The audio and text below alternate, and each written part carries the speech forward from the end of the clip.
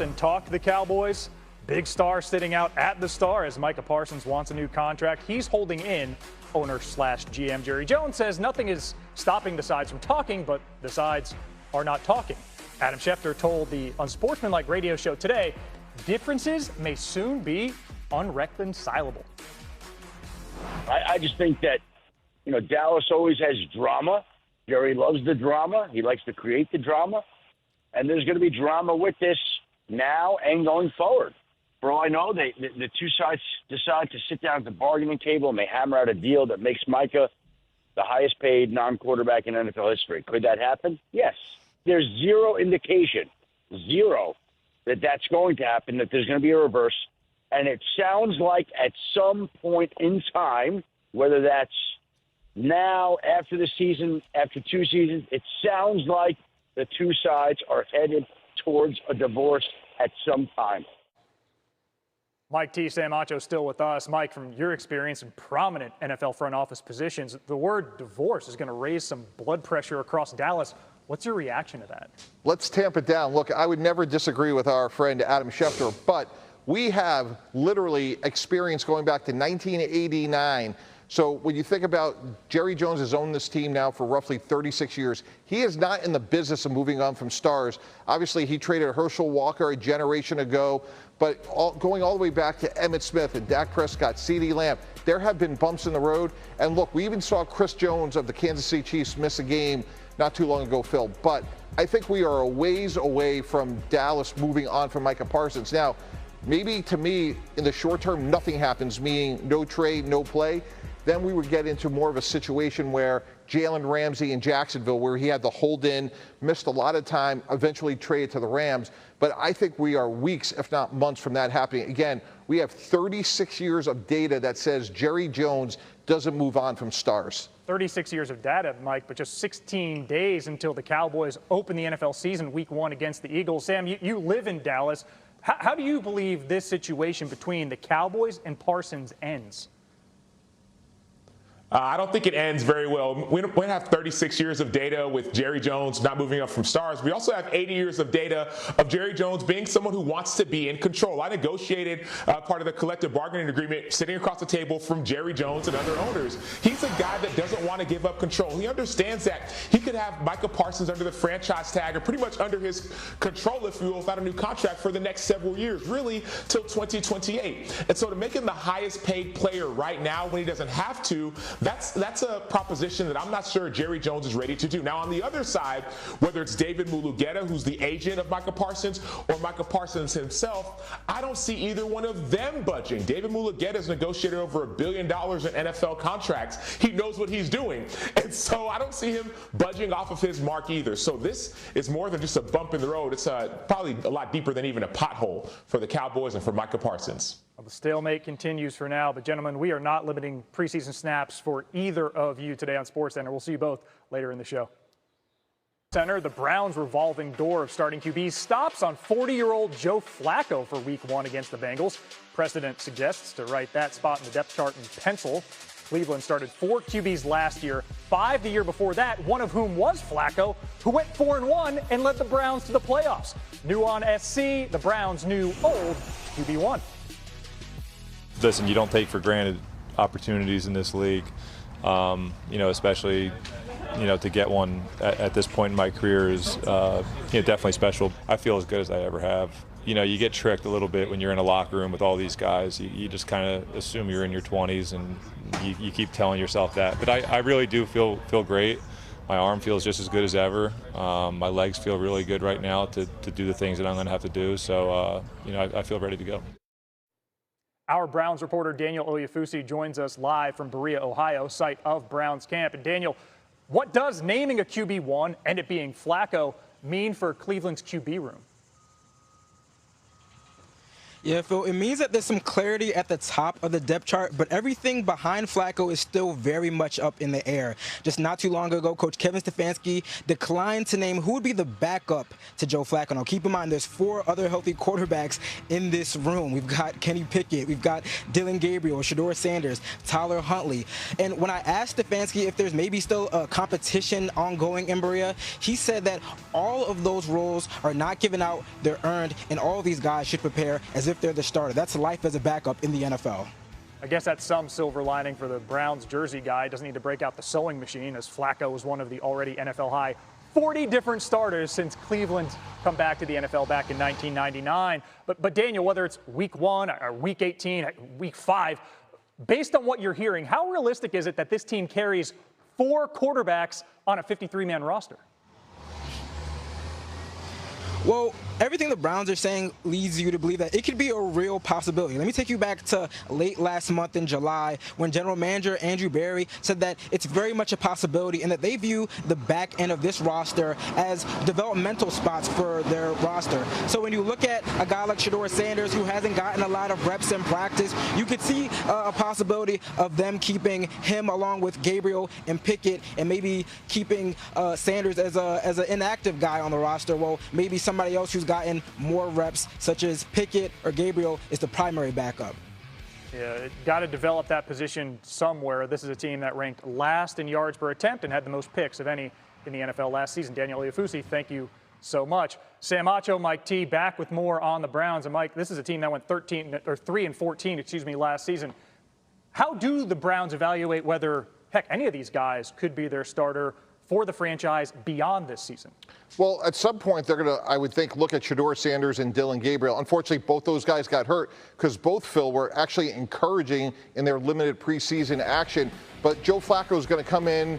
He's a veteran quarterback. He knows what to do. But at 40 years old, I think it's unlikely he gets through the season. So at some point, be it Shedeur Sanders or Dylan Gabriel, put them in, give them a chance to play. Because, again, they have 2 first-round picks a year from now, so they need to know what they have at the quarterback position. Again, it's unfortunate that both those guys got hurt because when they did play, their play was encouraging. Sam, there hasn't been a QB situation as tumultuous as Cleveland's in the last quarter century. Nobody close, in fact. We know Flacco starts week 1 against the Bengals. What is the ceiling for the Browns this season if it is Flacco for 17 weeks?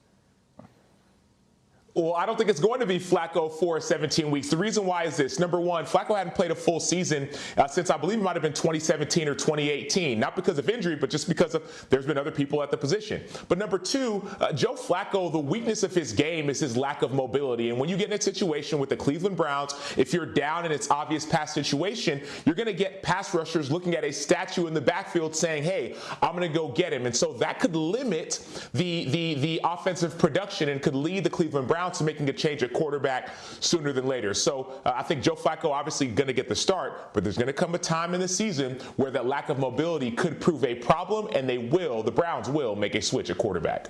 Sam, to answer your question, 2017, the last time Flacco played a full season. But Mike, quickly, if it's not planned, we're trying to get looks. How do you work the timetable of getting looks for the future and not lose the rest of a locker room? Right, you have to win for today, develop for tomorrow. I think this preseason week coming up, number 3, I would give them both a chance to play. That may decide who's number 2. And then, of course, you got Kenny Pickett out there who also got hurt, former first-round pick. And then you make practices as competitive as possible, Phil, and maybe that depth chart changes a little bit depending on who does what at practice. Win for today. Last time Flacco was in a Browns jersey, they at least got that. He went 4-1. The team went 11-6. 11 wins is tied for the most for Cleveland since 1980. I thought the competition in training camp was great by both of those guys. I thought they both competed really hard, and it was good to see them cheering for each other and battling the way they did. And you guys heard me talk about the consistency, and that's really what I was looking for. And I think Daniel did a great job doing that, and I think AR has made strides in that area. But I do feel that, he still needs to continue to develop. The behind-the-scenes stuff that people don't see with Daniel Jones is his work ethic, the way he connects with his teammates, the operational stuff in the huddle, the communication, the checks, all that. And I think we got a good group around him. Overall, our football team, offensively, the weapons we have, that I feel that he can be successful in it. Look, he's our starting quarterback for the season. I don't want to have a quick leash on that. I feel confident in his abilities. We welcome in Colts reporter Stephen Holder. And Stephen, since the Combine, GM Chris Ballard has leaned into the word competition. We heard from Shane Steichen there. $14 million for Daniel Jones, not an immaterial signing. But how did Indy land on Jones as QB1 for Week 1 against Miami? Yeah, it is interesting because in training camp, just giving the eye test, this was a very even competition. And you might even argue without much trouble that Anthony Richardson was in the lead. But there were other factors that went into this decision for Shane Steichen, and you heard him outline them there in that press conference. He talked about some of the sort of the nuances of playing the position, things like the checks at the line of scrimmage, controlling the huddle, the work that happens behind the scenes. He felt like the veteran in Daniel Jones was further ahead in those areas, as you would expect, perhaps, from a guy in his 7th year over the 3rd-year player, Anthony Richardson. So that's what I think tilted this scale here. And if you listen to Shane Steichen, he thinks that will make a discernible difference in the outcome this season for Daniel Jones. You mentioned Richardson. He was the 4th overall pick, and now he enters year 3 as a QB2. Stephen, they've got a 5th-year option coming up on him in May. What are the team's plans going forward for the 23-year-old? The Colts have consistently maintained that whatever happened in this quarterback battle wouldn't dictate Anthony Richardson's future. But that's a very difficult thing to see today. I mean, it's easy to say that, but time will tell. Here you have a quarterback who last season was temporarily benched. He lost basically his entire first season with a shoulder injury, and so now year 3 was a critical, pivotal point for Anthony Richardson. He's not going to be on the field. Shane Steichen said that he can still learn while not being out there. He said the classroom and meetings will be big for him, but keep in mind, he had some of those same learning experiences in year 1. What he really lacks is playing time, which he will not get right now going into year 3. Stephen Holder, we appreciate the insight. Thanks for joining us. We bring in NFL front office insider Mike Tannenbaum and football analyst Sam Acho to weigh in. And Mike T, you don't think the Colts made the right decision here. Tell me why. Scooby, they made a mistake. When you look at Anthony Richardson's lack of experience, he only has 13 starts coming out of college, 15 in the NFL. By way of comparison, Caleb Williams last year had 33 starts coming out. Jaden Daniels had 55. This year's first pick overall had 57. Quarterback development is not in a straight line. So if you're drafting Anthony Richardson and saying, hey, he's our guy, we know there are going to be bumps in the road. Look, Daniel Jones has some ability, but he has struggled with sacks, turnovers. He's only played 1 complete season himself. So if we're drafting Anthony Richardson with the 4th pick in the 2023 draft, let's live with the growing pains because he has such great upside. All right, so Sam, you, on the other hand, believe that the Colts made the right decision. Explain to us why. I do. I don't think there was much of a discernible difference when it comes to either quarterback. Both of them struggled in the preseason. Both of them had flashes. But the little bit of reason why you might say Daniel Jones should be the starter is because of decision making. I go back to that sack that Anthony Richardson took when he broke his pinky, not adjusting to the coverage. You have to understand that the coaching staff has to be able to trust your quarterback to make the right decisions at the right time. Like I said, neither quarterback really elevated themselves in this competition, right? Neither one won, excuse me, but it seems as if Daniel Jones did a little bit more to show a level of comfort and confidence for his coaching staff than Anthony Richardson. And so the reason that Daniel Jones became named the starter is that the game's in about 10 days. You have to pick somebody because neither one really discern themselves from the other. Yeah, Sam, I totally understand that. But to me, the only way you're going to become more consistent is with more experience. And like we said, when you compare him to some of those other recent quarterbacks that came out, he has dramatically less reps. And to me, that's why you just say when you put him in there, he has such upside that we're going to live with the growing pains. We're going to give him that experience. So hopefully when he makes a mistake with the protection, that doesn't happen a 2nd or 3rd time. The Colts fans just want some consistency at that position. They will now have 8 different starting quarterbacks at week 1 since 2017. That's tied with the Commanders for